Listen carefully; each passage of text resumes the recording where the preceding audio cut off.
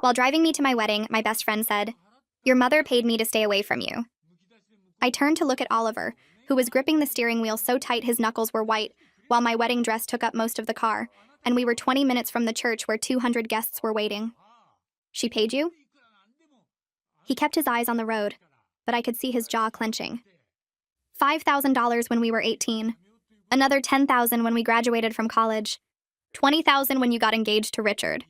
My hands started shaking, and I grabbed the door handle like I might jump out. "You took money to reject me?" Oliver finally looked at me, and his eyes were red. "She said if I didn't take it and stay away, she'd destroy my father's business. He had just started his plumbing company, and your mother held the commercial lease. She could have ruined us with one phone call." I thought about all the times I'd cried to him about feeling unlovable when he rejected me after prom. All the nights I'd wondered what was wrong with me that my best friend since kindergarten couldn't see me as more. "You loved me back?" My voice cracked, and Oliver pulled into a gas station parking lot. "I've loved you since we were 7. And you shared your lunch with me because my family couldn't afford to pay for school meals. But your mother came to me the day before I was going to ask you to the prom. She said you deserved better than a plumber's son."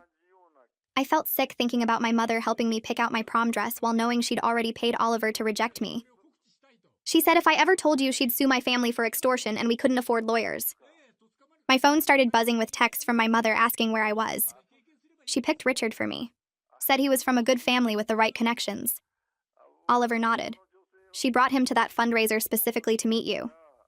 Told everyone you were single and looking for someone appropriate. She knew I'd be there working as part of the catering staff. Made sure I had to serve drinks to you and Richard all night while you flirted." I remembered that night. Oliver had seemed so cold and distant. "I thought you didn't care. I thought you were happy for me." He turned off the car engine. "Happy?" I went home and punched a hole in my wall. My dad asked what was wrong, and I couldn't even tell him because your mother had us both trapped. She owned the building his business operated. One word from her, and we'd lose everything. The wedding was supposed to start in 15 minutes. "Why are you telling me now?" Oliver looked at me in my wedding dress that cost more than his family made in 6 months. "Because your mother made a mistake. She got greedy. She came to me last week with a contract. $50,000 to move to another state after your wedding. She wanted me gone permanently, but she put it in writing this time. All of it. The payments, the threats, the plan to separate us." He pulled out a folded document from his pocket. "She was so confident I'd sign it, she admitted everything. How she'd been planning this since we were kids. How did she know we'd end up together if she didn't intervene? How you weren't allowed to marry beneath your social status." I read the contract, and there it was in black and white. My mother's signature. Her terms. She admitted manipulation of my entire romantic life. She even brags in the contract about how she successfully matched you with Richard. Says his family's connection to the governor will help your father's business, and that's worth more than your happiness. My phone rang, and it was Richard. "Where are you?" "Your mother is going crazy. The ceremony is starting." I hung up without answering. She stole my life. She stole our life. Oliver nodded. "She stole 12 years from us. We could have been married by now. Could have had kids. Instead, you're about to marry someone you don't love because your mother decided I wasn't rich enough." I thought about Richard, who was nice enough but for whom I felt nothing, who my mother had pushed on me relentlessly, who'd proposed in front of both our families at a restaurant my mother had chosen. "Drive." Oliver looked confused. "Where?" "The church is that way." I pulled off my veil and threw it in the back seat. "I don't care where. Just drive." We drove for 3 hours while my phone exploded with calls and texts. My mother, Richard, the wedding planner, the priest. 200 guests were wondering where the bride was. Finally, my mother's text came through. "If you don't come back right now, I'm cutting you off. No inheritance, no trust fund, nothing." I showed Oliver, and he pulled over again. "I can't let you lose everything for me. I'm still just a plumber's son. I can't give you the life you're used to." I looked at him and realized my mother had won, even if I knew the truth. She'd made him believe he was worthless. What life? The life where my mother controls everything? Where does she pick my husband, like she's breeding horses? Where does she pay people to reject me? He was quiet for a long time. "I make $40,000 a year. Your wedding dress costs more than that." I started laughing and couldn't stop. This dress that I didn't even pick? That my mother chose because Richard's mother would approve? You think I care about this dress? I grabbed the zipper and pulled it down, stepping out of the dress right there on the side of the highway in my slip. There. Now it's not worth more than your salary. Oliver pulled the car back onto the highway, and I sat there in my slip with that expensive wedding dress crumpled in the back seat like something I'd thrown away after a bad party. My phone kept buzzing in my purse, and I could feel each vibration like a small electric shock. But I couldn't make myself look because my hands were shaking too hard, and I kept thinking about 12 years of payments and threats and lies. The highway stretched out in front of us, and Oliver drove with both hands gripped on the wheel, and neither of us said anything because what was there to say after finding out your whole life was a setup? We passed exit signs and rest stops and other cars full of people having normal Saturday afternoons while I sat there in my underwear running away from my own wedding. My phone buzzed again, and I finally pulled it out to turn it off, but the screen lit up with notifications and I couldn't stop myself from looking. 73 missed calls, 46 text messages, 3 voicemails. My mother's name showed up over and over between Richard's texts and the wedding planner's messages, and even the priest had called twice. Oliver pulled into a rest stop without asking, and parked in a spot far away from the other cars. He got out and walked over to a bench near some trees, and I followed him because I didn't know what else to do. I sat down next to him and started reading through the messages. My mother's texts went from concerned to angry to threatening in the span of 20 minutes. Richard's messages were confused and hurt, asking where I was and if I was okay. The wedding planner was having a breakdown about 200 guests sitting in a church waiting for a bride who wasn't coming. I scrolled through them all and felt sick reading about the chaos I'd caused by just driving away. Oliver sat close enough that our arms almost touched, but he didn't try to hug me or tell me it would be okay, and somehow that made me feel less alone than any comfort would have. I needed to call Richard, because whatever else was true, he didn't deserve to be left waiting at a church without knowing why. I dialed his number and he answered on the first ring. I told him I couldn't marry him, and the words came out shaky but clear. He asked why, and I said I just found out my mother paid my best friend to stay away from me for 12 years, and I never loved Richard the way I should love someone I was marrying. The line went quiet for so long I thought he'd hung up. Then Richard said he'd suspected I didn't love him, but his parents had pushed so hard for the marriage because of the business connections between our families. He said he'd been going along with it because that's what everyone expected, and now we were both realizing we'd been pieces in a game our parents were playing. I told him I was sorry for doing it this way, and he said he understood, and that maybe we were both better off. We hung up, and I sat there holding my phone thinking about how Richard had known, and I'd known, but we'd both been walking toward that altar anyway. Oliver pulled out the contract from his jacket pocket and handed it to me. I read through every word of my mother's admissions about manipulating my romantic life since we were teenagers. She'd written that she successfully matched me with Richard for his family's political connections. She'd written that she knew early intervention was necessary to prevent me from making mistakes with Oliver. She'd written that paying Oliver $50,000 to leave the state permanently would ensure the investment in this marriage paid dividends.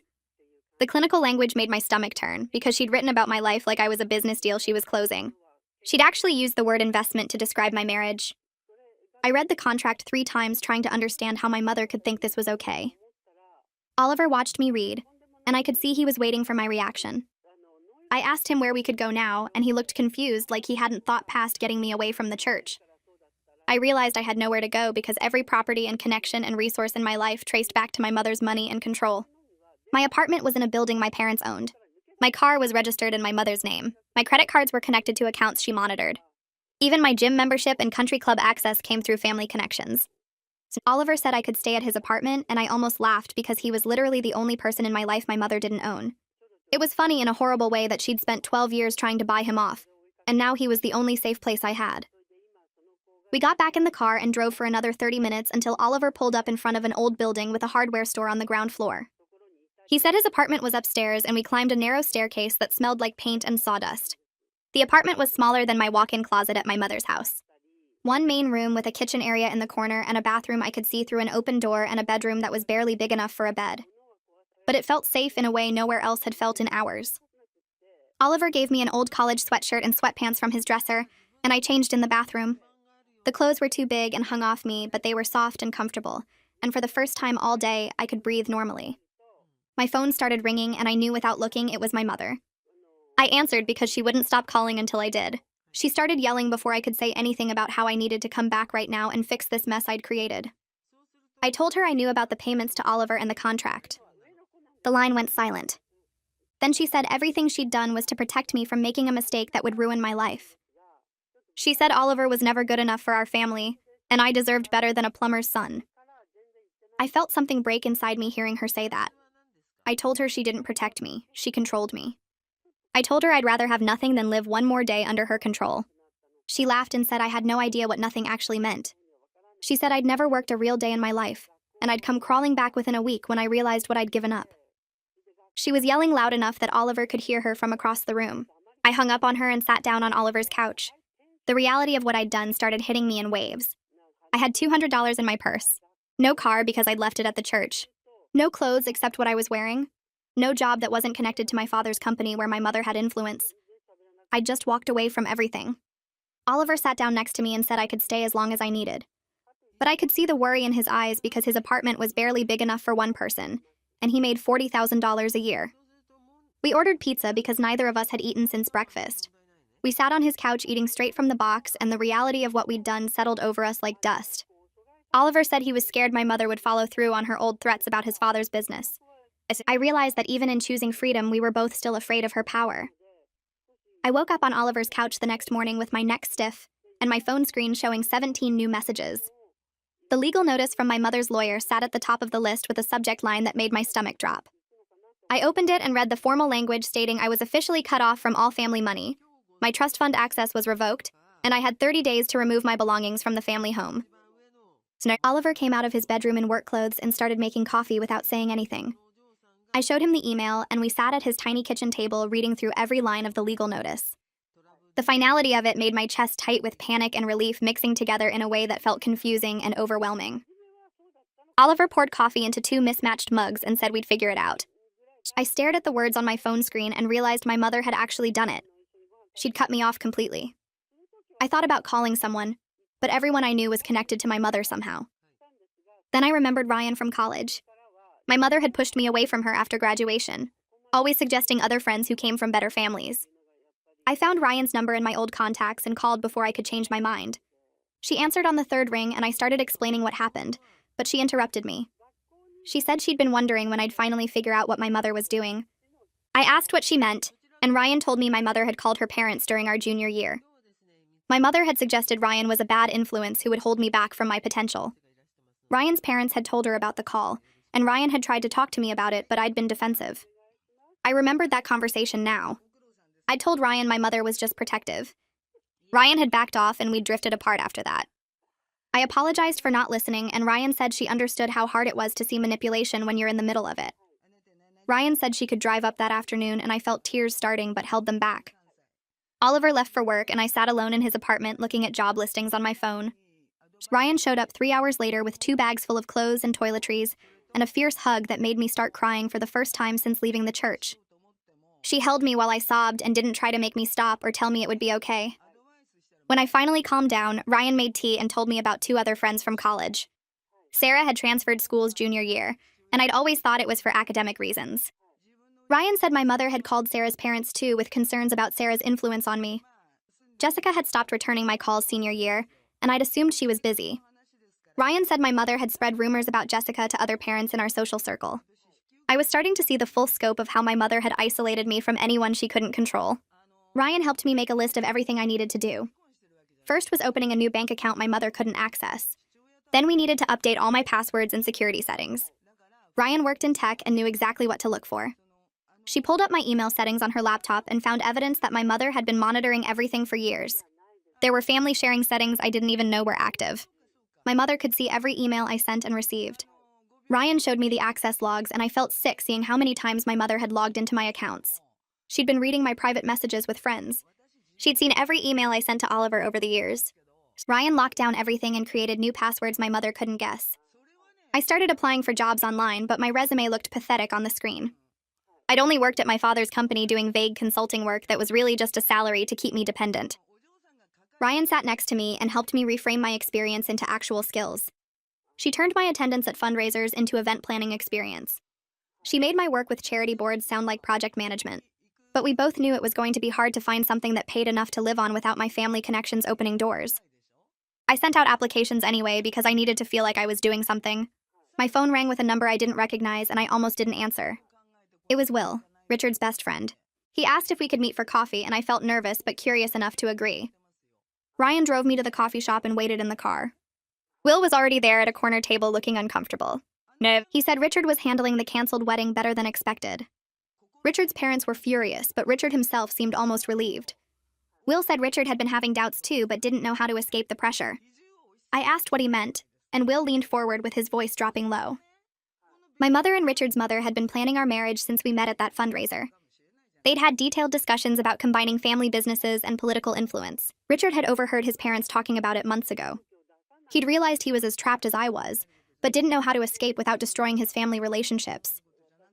Will said Richard wanted me to know he understood why I left, and he didn't blame me. I thanked Will for telling me and drove back to Oliver's apartment feeling like the world was even more manipulated than I'd thought. Ryan had found a family lawyer named Bethany who specialized in cases like mine. We met with Bethany that afternoon in her small office downtown. Bethany reviewed the contract Oliver had received plus all the documentation of my mother's threats and manipulation. She spread the papers across her desk and read through everything carefully. Bethany said the contract was potentially evidence of extortion and intentional interference with relationships. It was complicated because Oliver did accept the money, but the pattern of threats against his father's business strengthened a case for coercion. Bethany asked detailed questions about my mother's control over the years. She took notes about every instance I could remember of my mother pushing people away or manipulating situations. Then Bethany asked about my trust fund. She wanted to see the original trust documents to determine if my mother was overstepping her authority as trustee. I realized I didn't even know the details of my own trust fund. I'd always just accepted what my mother told me about it. Bethany said that was common in cases of financial control. She explained that my mother cutting me off might actually be illegal depending on how the trust was structured. I needed to get copies of the original documents from my grandmother's lawyer. Bethany gave me a list of information to gather and said we'd meet again once I had everything. The consultation cost $200, and I paid with the last of the cash in my purse. Oliver came home from work that evening exhausted and covered in grime from crawling under a house to fix pipes. He went straight to the shower and I could hear the water running for a long time. I felt guilty that he was working this hard while I sat unemployed in his apartment. But I also felt admiration for how he never complained about the physical labor or the long hours. When Oliver came out in clean clothes, we made dinner together in his tiny kitchen. It was the first normal moment we'd had since everything happened. Just cooking pasta and talking about his day like regular people instead of people in crisis. Oliver told me about the broken pipe he'd fixed, and the elderly woman who'd tried to pay him in homemade cookies. I told him about meeting with Bethany and what she'd said about the trust fund. We ate at his small table, and I realized this simple dinner felt more real than any of the elaborate meals at my mother's house. Oliver reached across the table and took my hand. He said we'd figure everything out one step at a time. I believed him because I had to believe in something. The next morning, my phone rang while I was still on Oliver's couch wrapped in his spare blanket. My father's name showed on the screen, and I stared at it for 3 rings before answering. His voice came through tired and worn down in a way I'd never heard before. He said my mother was making calls to everyone she knew and burning bridges left and right. She'd already contacted the building owner where Oliver's father ran his plumbing business to discuss supposed lease violations that didn't exist. My father said he was trying to calm her down, but she wouldn't listen to him either, and was acting like a woman possessed. I asked him why he let her control my entire life like this, and the line went quiet for so long I thought he'd hung up. Then he admitted he took the path of least resistance for years, because it was easier than standing up to her, and that was wrong. He said he was sorry, but the word felt hollow after 25 years of letting her manipulate everything. I thanked him for calling and hung up before he could say anything else that might make me feel worse. 2 hours later, my phone rang again, and this time it was Isabella from HR at my father's company. She used that careful professional voice people use when delivering bad news and told me my position had been eliminated due to restructuring. We both knew what that meant without saying it out loud. My mother had forced them to fire me. Isabella sounded genuinely sorry about it and said quietly that she'd seen my mother push out other employees over the years who didn't fall in line with what she wanted. She offered to serve as a reference for other jobs if I needed one who wasn't connected to my family. I wrote down her personal cell number and thanked her for being honest about what was really happening. Ryan helped me update my resume that afternoon, and we worked on reframing my vague consulting role into actual marketable skills. She made it sound better than it was, but we both knew I was reaching. I applied to 6 marketing firms and got 1 call back within 2 days. The interview was scheduled for Thursday morning, and I borrowed Ryan's navy blazer and gray pants because all my professional clothes were still at my mother's house. Ryan drilled me with practice questions about campaign management and client relations and social media strategy. I tried to sound confident, but my answers felt thin and unconvincing, even to me. The interview took place in a glass office building downtown, and the woman across the desk was maybe 30 with sharp eyes that seemed to see right through me. She asked about my experience managing client accounts, and I described projects I'd supposedly led at my father's company. But when she pressed for specifics about metrics and outcomes and team structures, I stumbled. She asked what software platforms I used, and I named ones I'd heard of but never actually touched. The interview lasted 20 minutes instead of the scheduled hour, and she thanked me for coming in with a tone that meant don't call us. I walked back to Oliver's apartment in Ryan's borrowed clothes, feeling like a fraud who'd just proven she had no real skills or value. Oliver found me an hour later sitting on his bathroom floor crying with my back against the tub. He didn't ask what happened right away, just sat down next to me on the cold tile. I told him I was useless because I'd never actually earned anything in my life and didn't know how to do real work.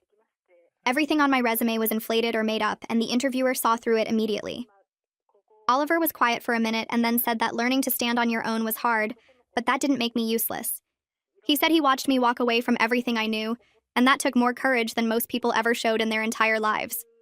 I wanted to believe him, but the failed interview felt like proof that my mother was right about me being unable to survive without her money.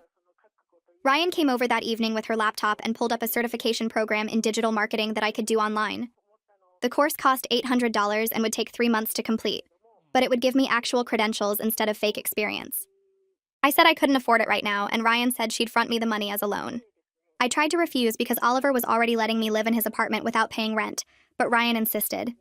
She transferred the money right there and enrolled me in the course that started immediately. Having something productive to focus on made me feel slightly less worthless. And 3 days later, I was working through the first module of the marketing course when I heard a car door slam outside. I looked out Oliver's window and saw my mother getting out of her black Mercedes. She stood on the sidewalk staring up at the building like she couldn't believe I actually lived here above a hardware store. Oliver came to stand next to me and asked if I wanted him to go down and tell her to leave. I shook my head because I knew I had to face her eventually, and putting it off would only make it harder. I went downstairs in Oliver's oversized sweatshirt and old jeans with my hair pulled back in a messy ponytail. My mother looked at me like I was homeless standing there on the cracked sidewalk with no makeup and unwashed hair. She said I looked terrible and asked how long I planned to keep up this ridiculous act. I told her I was exactly where I chose to be and this wasn't an act. She said I was throwing away my entire future for a man who made less than our gardener. She asked if I really understood that love didn't pay bills or maintain social standing or give me the life I deserved. I said the life she wanted for me wasn't one I could live anymore. My mother's expression shifted and she tried a different approach with her voice going softer. She said she would restore my trust fund and forget this whole thing happened if I came home right now. We could tell everyone the wedding was postponed due to cold feet, and Richard's family was willing to wait a few months. She made it sound so reasonable, like she was offering me a simple solution to a temporary problem. I asked her if she even heard herself talking, and if she understood that I was a person, and not a chess piece she could move around a board. She looked genuinely confused, like she couldn't understand why I was upset about her helping me have a successful life. I pulled out my phone and showed her a photo of the contract Oliver had kept. I told her I knew about all 12 years of payments and threats and manipulation. Her face went cold and still as she realized Oliver had evidence of everything she'd done. She said I was being dramatic, and that she did what any good mother would do to protect her daughter from making a life-destroying mistake. She said someday when I was older I would understand she was right about everything. I told her I would never forgive her for stealing 12 years of my life. She said I was selfish and ungrateful, and I would regret this when I was struggling to pay rent in Oliver's tiny apartment. Then she got back in her Mercedes and drove away without looking back. I made it upstairs to Oliver's apartment before my chest started tightening. My breath came in short gasps that wouldn't slow down no matter how hard I tried. The room started spinning and I couldn't get enough air into my lungs. Oliver grabbed my shoulders and pulled me down to sit on the floor. He held me while I hyperventilated and cried because the reality of what I'd lost and what I was facing crashed over me all at once. He didn't try to fix it or tell me everything would be okay. He just stayed with me on the floor until I could breathe normally again. His hand rubbed circles on my back, and somehow that simple action was exactly what I needed. I spent the next 2 days watching Oliver leave for work at 6 in the morning and come home at 7 at night, and each time he walked through the door, I felt the weight of what my choice was costing him. He never complained about working overtime to cover the legal consultation fee we'd already paid, but I saw how his shoulders slumped when he thought I wasn't looking. My phone stayed mostly silent after I blocked my mother's number, though texts from Richard's mother and various family friends kept trickling through asking if I was okay and suggesting I needed professional help. Ryan came over with takeout on the third evening and found me sitting on Oliver's couch staring at my laptop screen where I'd been pretending to work on the marketing certification for 3 hours without actually absorbing anything. She set down the food and pulled out her phone to show me a number. Bethany wanted to talk about the trust fund, and my stomach dropped because I knew what that conversation would mean. I called from Oliver's tiny kitchen while he and Ryan ate in the living room, and Bethany's voice was all business as she explained what she'd found in the trust documents my grandmother had created 20 years ago. The trust specified that the funds became mine at age 25, with very limited exceptions for restriction, and my mother's position as trustee didn't give her the right to cut off access because I made a life choice she disagreed with. Bethany laid out the legal framework in language I barely understood, but the core message was clear enough. My grandmother had protected me from exactly this situation, and my mother was breaking the rules. Bethany said we could file a lawsuit to force restoration of access, and the case was strong enough that we'd probably win. I thanked her and hung up, then stood in the kitchen feeling like I was standing at the edge of a cliff trying to decide whether to jump. Oliver appeared in the doorway and asked what Bethany had said, and I told him everything while he leaned against the counter with his arms crossed. He didn't offer advice or push me either direction, just listened while I talked through all the reasons this felt impossible. Suing my own mother meant crossing a line I could never uncross, burning a bridge that was already damaged beyond recognition, and making our family war a matter of public record. But Bethany's words kept echoing in my head about how my grandmother had intended that money for me, and my mother was stealing it by abusing her trustee position. Ryan came into the kitchen and said she'd been listening from the living room, and she pointed out that my mother had already crossed every possible line by manipulating my entire romantic life for 12 years. Oliver finally spoke and said it was my choice completely, but that maybe it was time to stop protecting my mother from consequences when she'd never protected me from anything except the life I actually wanted. I made the decision standing in that cramped kitchen with cheap linoleum under my feet and the smell of Chinese takeout in the air, and I told them yes. We filed the lawsuit the next morning at Bethany's office, and I signed papers that made my stomach hurt while she explained the process and timeline. My mother would be served with the complaint within 48 hours, and then we'd wait for her response while the court system ground forward at its typical pace. I felt sick leaving the courthouse, and Oliver held my hand in the parking lot while I tried to convince myself I'd done the right thing. We got home that evening to find an email from my mother's lawyer already waiting, which seemed impossible given that she shouldn't have been served yet, but apparently my mother had anticipated this move and prepared her response in advance. The email contained a countersuit against Oliver for extortion, claiming he had manipulated me into leaving Richard specifically to gain access to my trust fund money. Bethany called within an hour of me forwarding her the documents, and her voice was tight with anger as she explained that the claim was completely baseless and clearly meant to intimidate us. But it worked because Oliver went pale reading through the allegations that painted him as a gold digger who'd spent 12 years planning to steal my inheritance. He paced the apartment for an hour talking about how he couldn't afford a lawyer to defend himself, and how this kind of accusation could destroy his reputation in the community, where his father's business operated. I tried to calm him down by pointing out that Bethany said the case had no merit, but Oliver kept circling back to the legal fees and the potential damage even if we won. His father called the next morning while Oliver was at a job site, and I answered his phone without thinking because I saw the name on the screen. Oliver's dad asked for his son in a voice that sounded strained, and I told him Oliver would call back during his lunch break. He said to tell Oliver that my mother's lawyer had contacted the building owner about code violations at the plumbing business, and that an inspector was coming next week to do a full review that would probably result in expensive fines even if everything was up to standard. I felt my chest tighten as he explained that inspections like this could cost thousands in fixes and fees, and that he'd operated for 12 years without problems until now. Oliver came home that afternoon and I had to tell him about the call, and he listened with his jaw clenched before walking to the bedroom and punching the wall hard enough to leave a dent. I followed him and found him sitting on the edge of the bed with his hand bleeding slightly from split knuckles, and the look on his face made me want to take back every choice I'd made since stepping out of that wedding dress. My decision to be with him was costing his family everything exactly like my mother had threatened all those years ago, and I was watching it happen in real time. I grabbed his hand to look at the damage and told him maybe we should stop this whole thing, that I couldn't watch my mother destroy his family just to punish me for choosing him. Oliver pulled his hand back and said no with a force that surprised me, and he stood up to face me directly. He said if we backed down now, my mother won, and she'd control both of us forever, that we'd spend the rest of our lives wondering what if and living under her threats. I knew he was right, but I hated that his father's business was collateral damage in my mother's war against my independence, and I told him so while trying not to cry. We sat on the bed together, not talking for a long time, and eventually Oliver said we needed to keep going because the alternative was worse than whatever my mother could do to us. Ryan called that evening and said she'd been thinking about our situation, and she knew a journalist who covered stories about family coercion and financial abuse for a major publication. The journalist's name was something I didn't catch because I was too busy feeling my stomach drop at the suggestion of going public with my mother's manipulation. Ryan explained that this journalist had helped other people expose similar patterns of control, and that my story with the documented contract could help people recognize when they were being manipulated by family members. I thought about my mother's signature on that contract, admitting to 12 years of payments and threats, and I imagined it printed in an article that thousands of people would read. The idea made me feel exposed and vulnerable, but Ryan pointed out that my mother's power came from operating in private, where no one could see what she was doing.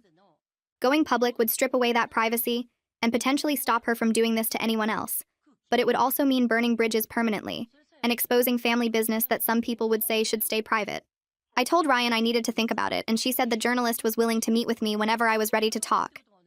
I spent the next day considering whether I wanted to take that step, looking at the contract Oliver had kept, and imagining it reproduced in print. Bethany called that afternoon, and I told her about the journalist offer, and she was quiet for a moment before saying that sometimes the threat of publicity was more powerful than actually going public. She explained that we had enough evidence for the trust fund case without media involvement, and that my mother might back down if she knew we were considering exposing her. I decided against the journalist for now because I wasn't ready for that level of public exposure, but I kept the option available if my mother escalated further. Oliver came home exhausted that night and found me looking at retail job postings online, and he asked what I was doing with an edge in his voice. I told him I needed to get any job immediately, instead of waiting to finish the marketing certification, and he said I was panicking and making short-term decisions that would hurt my long-term prospects. I snapped that he didn't understand what it felt like to be completely useless and dependent while watching his family suffer. Because of me, and Oliver's face went hard. He said he'd spent 12 years feeling worthless because my mother paid him to believe he wasn't good enough for me. So actually he understood perfectly what it felt like to have someone make you feel less than human. We stared at each other across the small living room, and I realized this was our first real fight since everything had happened. I apologized first because he was right that I was panicking, and Oliver sat down next to me on the couch looking tired in a way that went deeper than physical exhaustion. He admitted he was scared that I would resent him when the reality of a modest life fully hit me, that I'd miss the country clubs and luxury and eventually blame him for everything I'd lost. I told him I was scared too. Scared I'd fail at building an independent life and prove my mother right about me being helpless without her money. But I said I'd rather fail trying to be authentic than succeed at being controlled, and Oliver pulled me close while we both sat with our fears. The marketing certification course kept me busy over the next week, and I actually started understanding the material now that I could focus without the constant panic. I applied to 3 entry-level marketing positions at small agencies, and one of them called me back for an interview that went better than the first disaster. The agency owner was a woman in her 40s who'd built her business from nothing, and she asked me direct questions about why my resume was so thin and why I was starting over at my age. I told her an edited version of the truth about leaving a family business to build something independent, and she seemed to respect the honesty. She called 2 days later with an offer for an entry-level position making $35,000 a year, which was less than I used to spend on clothes in a single year, but felt like winning the lottery. I accepted immediately and told her I could start in 2 weeks, which would give me time to finish the first module of my certification course.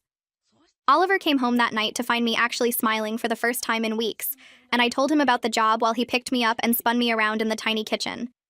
We celebrated with cheap wine and pizza, and for one evening the weight of legal battles and family destruction lifted enough that we could just be happy about something good happening. My father called 3 days after I started my certification course and asked if we could meet for lunch without telling my mother. I agreed and picked a diner 40 minutes from both our houses, somewhere neutral where nobody would recognize us. He walked in looking smaller than I remembered. His shoulders hunched forward like he was carrying something heavy, and the lines around his eyes had deepened into permanent creases. We sat across from each other in a booth with cracked vinyl seats, and he ordered coffee he didn't drink while I watched him struggle to find words. He finally said my mother had become obsessed with fixing the situation and spent hours every day on the phone with her lawyer planning new strategies to force me back. She refused to accept that I wasn't coming home and kept telling everyone at the country club that I was going through a phase and would come to my senses soon. His voice cracked when he admitted their marriage was falling apart because he was tired of her controlling behavior, but didn't know how to stand up to her after 30 years of going along with everything she wanted. I asked him why he never stopped her from manipulating my life, and he stared at his untouched coffee for a long time before saying he took the easy path, and that was unforgivable. He looked at me with red eyes and said he was proud of me for being braver than he ever was, and I realized my father had been trapped too, just in a different cage than mine. He reached across the table and put his hand over mine, his palm rough and warm, and told me he was going to testify in the trust fund case if Bethany needed him.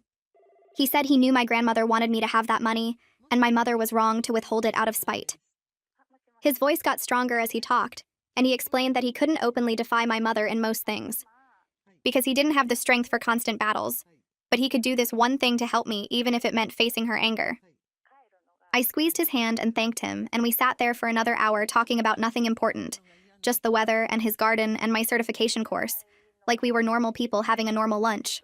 When we left, he hugged me in the parking lot and whispered that he loved me and he was sorry, and I watched him drive away in the car my mother had picked out for him 5 years ago. The trust fund hearing happened 6 weeks later in a courtroom that smelled like old wood and floor polish. My grandmother's lawyer, who had set up the original trust 20 years ago, testified first, an older woman with sharp eyes who brought copies of every document. She explained that my grandmother had been very specific about the terms, and my mother was clearly violating them by cutting off my access for personal reasons rather than the legal causes listed in the trust agreement. She pointed out that the trust-specified funds could only be restricted for criminal activity, declared mental incompetence by a licensed psychiatrist, or substance abuse issues, and refusing to marry someone my mother approved of wasn't on that list. My mother's lawyer argued that I was mentally unstable and making poor decisions that proved I couldn't handle money responsibly, and he tried to paint me as someone having a breakdown who needed protection from myself. Bethany stood up with a folder full of evidence and presented documentation of my new job, my completed certification modules, my stable living situation with rent paid on time, and character references from my boss and Ryan. She systematically destroyed every claim of instability with facts and dates and proof that I was functioning perfectly well without my mother's control. My mother sat at her lawyer's table in a designer suit that cost more than Oliver made in a month, and stared straight ahead without looking at me once. The judge was a woman in her 60s who listened to everything with a neutral expression that gave nothing away. She asked my mother's lawyer specific questions about the evidence of my supposed instability, and he stumbled through answers that didn't hold up under scrutiny. She asked Bethany about my employment and living situation, and Bethany provided clear, detailed responses with supporting documentation. Then the judge turned to my mother and asked her directly why she believed withholding the trust fund was appropriate, and my mother said in a tight voice that she was protecting me from making mistakes I would regret.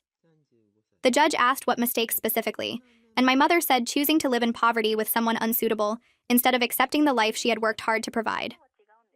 The judge's expression shifted slightly, and she asked if by unsuitable my mother meant someone from a lower economic class, and my mother's lawyer jumped in to say that wasn't what she meant, but the damage was done. The judge ruled in my favor and ordered my mother to restore my trust fund access within 30 days. She also criticized my mother's abuse of her trustee position and said she was seriously considering appointing an independent trustee to prevent future manipulation of the trust terms. My mother's face went white, and her lawyer started talking about appeals, but the judge cut him off and said the ruling was final, unless my mother wanted to face additional sanctions for contempt.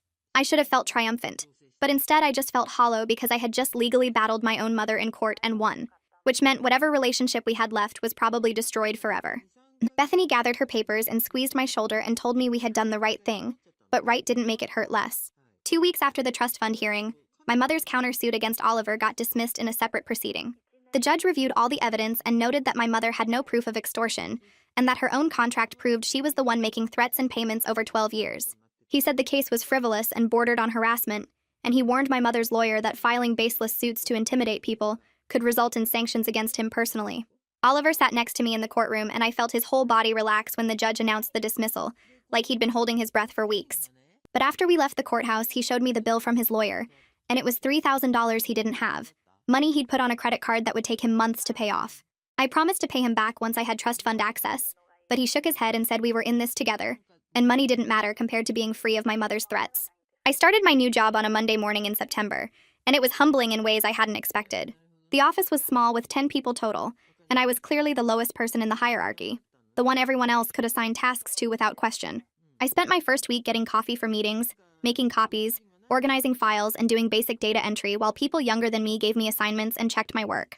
The other junior account coordinator was 23 and had been there for a year, and she showed me the systems with patient explanations like I was a child learning something simple. I had to ask questions about things everyone else knew and admit I didn't understand processes that were apparently obvious to normal people who had worked real jobs before. But I showed up early and stayed late and did every task as well as I could, and by the end of the second week, my boss pulled me aside and said I was a quick learner, and she was impressed with my work ethic.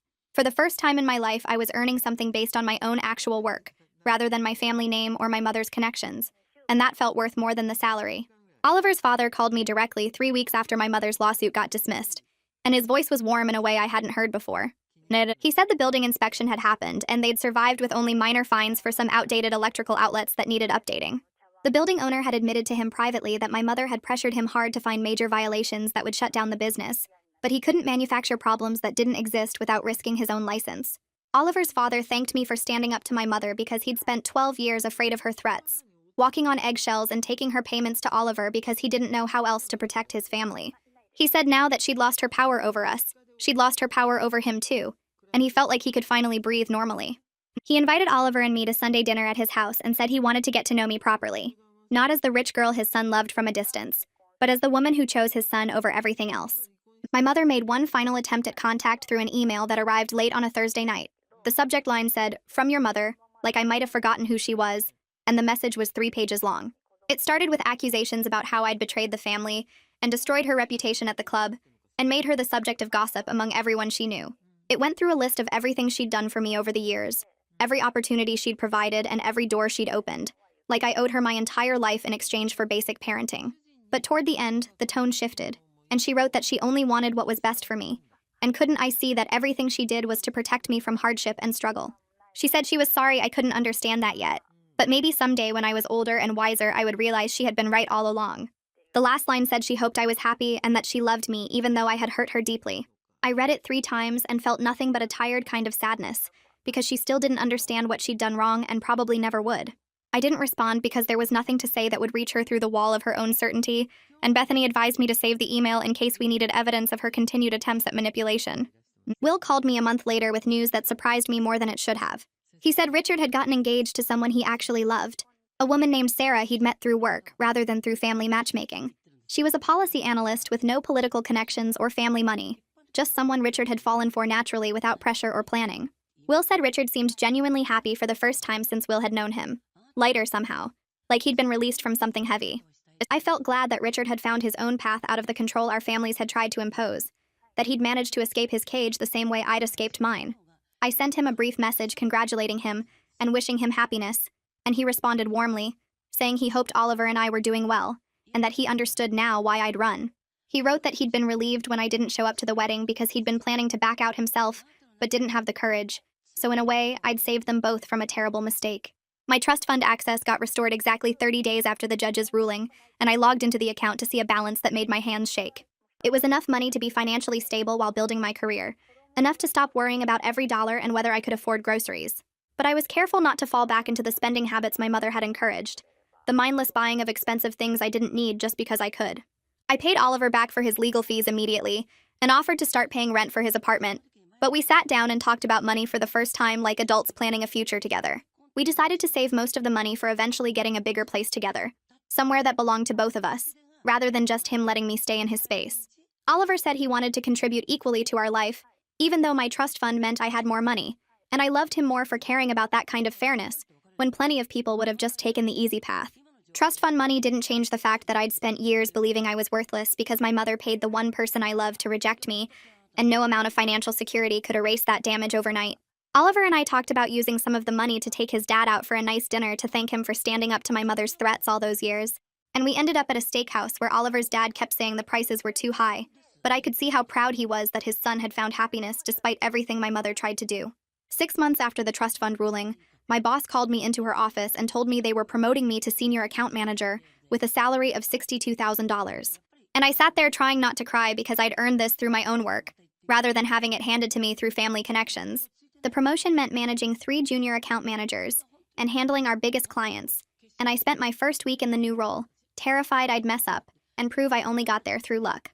Oliver's dad called him that same week with news that the plumbing business was doing well enough to expand, and he wanted to bring Oliver on as a partner with equity and a path to eventually taking over the company. We celebrated both promotions with cheap champagne in our apartment, and Oliver kept saying he couldn't believe we were both building real careers based on our own efforts, rather than what our families handed us or took away. Ryan called me 3 months later to say she was getting married to someone she'd been dating for 2 years, and she asked if I'd be her maid of honor because I was the first person she thought of when she imagined her wedding day. I stood next to Ryan at her wedding in a dress I'd picked out myself, watching her marry someone she genuinely loved, and I kept thinking about how different my life would be if I'd married Richard like my mother planned. I'd probably be pregnant with a baby conceived for social appearances rather than love, living in a house Richard's mother helped us choose, attending political fundraisers I didn't care about and wondering why I felt so empty despite having everything money could buy. My father met me for lunch the week after Ryan's wedding and told me something that surprised me more than I expected. He said my mother had started going to therapy because their marriage counselor insisted on it as a condition for continuing couples counseling, and that she was beginning to recognize how her need for control had damaged her relationships with everyone around her. I didn't know if she'd ever truly change, or if we'd ever repair our relationship to anything resembling normal. But I told my father I was open to the possibility someday, if she could genuinely acknowledge what she did wrong without making excuses, or blaming me for being ungrateful. 2 years after I stepped out of that wedding dress on the highway, I sat in the living room of our small house that we'd just bought with our combined savings and a modest mortgage.